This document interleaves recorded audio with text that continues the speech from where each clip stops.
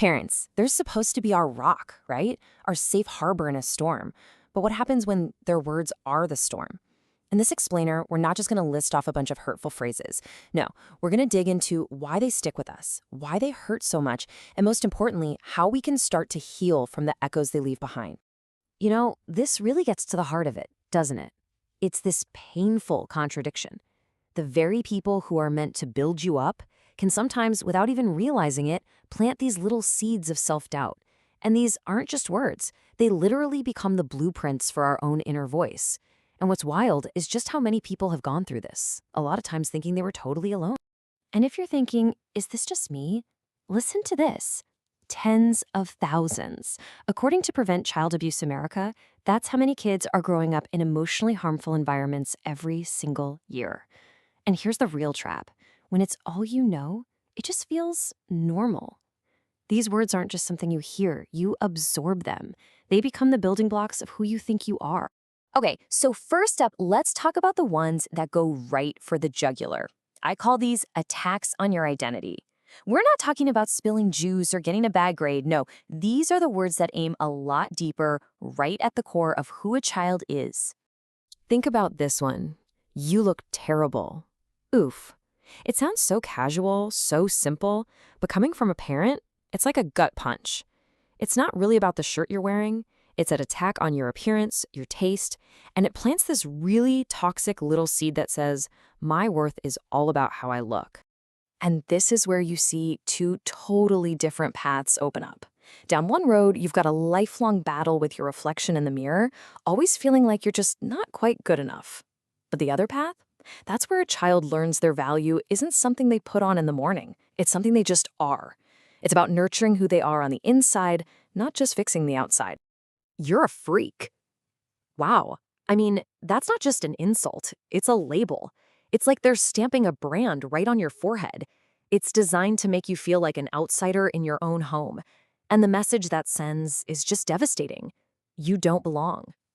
So you end up with two completely different worlds. In one, a kid learns to hide who they really are, absolutely terrified of being seen as weird. But in the other world, their quirks are actually celebrated. They learn that the things that make them different are the very things that make them incredible. You're so immature. You know, when a kid hears that, especially with that tone of ridicule, they don't think, oh, I should act my age. No, they think something is fundamentally wrong with me. It just shames them for being a kid, and it teaches them to bottle up their real feelings to avoid being judged. Okay, let's shift gears a bit. Now we're moving into a different kind of territory. Threats, blame, and control. This is where words stop being about teaching and start being about having power over someone.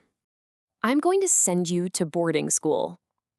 Let's just be real here. That is not discipline. It's a threat of exile. The message a kid hears is terrifyingly clear. If you are not what I want you to be, you will be sent away. That can create a deep-seated fear of abandonment that lasts a lifetime. And what about this one? Once you're 18, I'm kicking you out.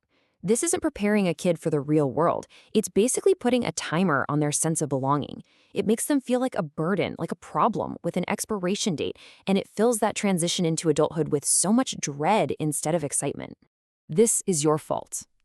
Oh man, that is such a heavy, heavy weight to put on little shoulders. When everything is always your fault, you learn to do anything and everything to avoid being blamed. And guess what? That's how people pleasers are made.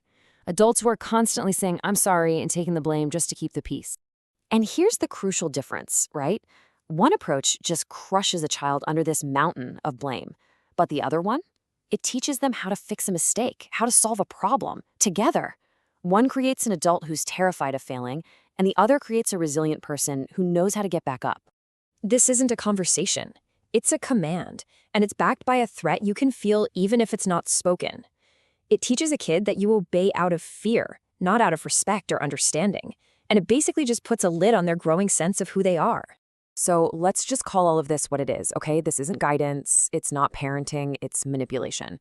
It's a strategy that uses fear and threats and blame to control somebody instead of actually teaching them or nurturing them. All right, on to our final category, and this is a big one. It's what I call the performance trap. This is where a child learns a really dangerous lesson. My value is based entirely on what I can do. You're terrible at sports.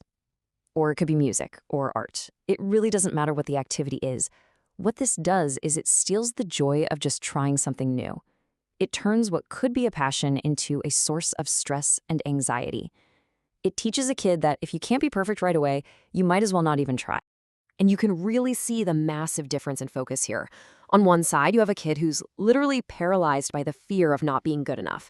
But on the other, you have a kid who feels free to explore, to make mistakes, to get messy, because the fun is in the doing, not in the final perfect outcome.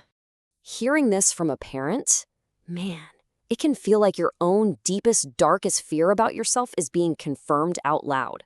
It just drills in this narrative that you're not good enough, making you feel like you don't even deserve success or help. So after digging into all this heavy stuff, after seeing how these words can literally chip away at a person's soul, the most important question has to be, so what now? How do you move forward? How do you heal these echoes? Okay, so we've identified the wounds, but now we get to the most important part of this whole conversation, the healing.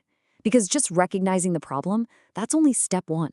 The real power comes from knowing that you can actually write a different ending to your story. Look, healing isn't some magic wand you can wave. It's a process, right? And it really starts with these 3 steps. First is awareness, just admitting to yourself, hey, what happened was not okay. It was harmful. Second, you challenge it. You become a detective of your own thoughts. When that old voice pipes up and says you're not good enough, you get to turn around and ask, oh yeah, says who? And finally, empowerment. This is where you take the pen back. You get to decide what's true about you, right here, right now. This is what I really want you to take away from all this. Those words, they may have shaped your past. They might have built the walls of the box you felt stuck in, but they absolutely do not get to define you. You have the power to change that whole narrative. Healing is so possible. And really, that's the question we're left with. You can't change the words that were spoken way back when, but the power to define who you are today and who you're going to be tomorrow, that power is entirely in your hands. So, who do you choose to become?